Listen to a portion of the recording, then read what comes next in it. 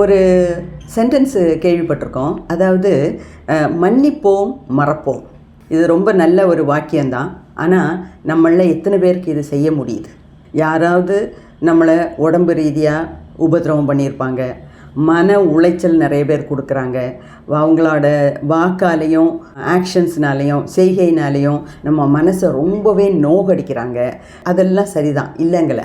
ஆனாலும் நமக்கு அவங்கள அதாவது மன்னித்து மறக்கிறதுக்கு எவ்வளவு பேரால் முடியுது? இது ஒரு சின்ன விஷயம். 10 வருஷத்துக்கு முன்னாடி நடந்த விஷயமா இருக்கலாம். 10 வருஷத்துக்கு முன்னாடி நான் அப்படி சொன்னான், இப்படி கேட்டான், அப்படி திட்டினான், என்னோடய சொத்தையெல்லாம் கள்ளத்தனமாக எழுதி வாங்கிட்டு போயிட்டான், என்னை அப்படி உபத்திரவம் பண்ணான், என்னை துரோகம் பண்ணிட்டான். மனசில் போட்டு திகட்டி அதையே நினச்சி அதிலே உருகி போகிறாங்க. அவங்கள மனசால் சபிச்சுக்கிட்டு இருக்காங்க. இதனால் என்ன ஆகுதுன்னா, நமக்கு மன உளைச்சல், மனக்கசப்பு, வெறுப்பு, கோபம், பகை, வாழ்க்கை மேலேயே ஒரு விரக்தி, நம்ம மேலேயே ஒரு வெறுப்பு. வாடின பயிரை கண்ட போதெல்லாம் வாடினேன்னு சொன்ன வள்ளலார் பிறந்த இடங்க நம்ம ஊர். தமிழ்நாட்டில் இல்லாத சித்தர்களா?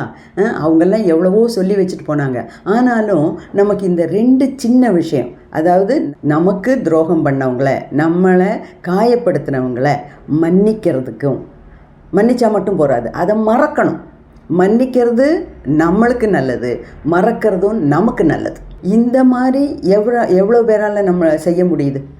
இதுக்கெல்லாம் காரணம் அவங்களோட அநாகத சக்ரா சரியாக இயங்கவில்லை என்பது தான். அப்போ அதுக்கு என்ன பண்ணணும்?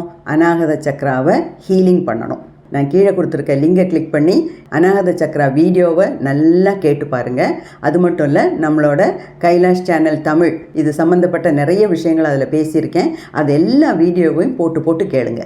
ஏன்னா அடுத்த மாதம் நான் ஆன்லைனில் இந்த சக்ரா ஹீலிங்கை பற்றி நிறைய கிளாஸுகளை எடுப்பேன். அதோட டீட்டெயில்ஸ் எல்லாம் இனிமேல் கொஞ்சம் கொஞ்சமாக நான் சொல்லுவேன். அதெல்லாம் நீங்கள் கவனமாக கேட்டு ஃபாலோ பண்ணுங்கள். அதுக்கப்புறம் நம்ம கிளாஸில் ஜாயின் பண்ணி எல்லா சக்ராஸையும் ஹீல் பண்ணி நம்ம ஓஹோன்னு ஒரு வாழ்க்கை வாழலாம்.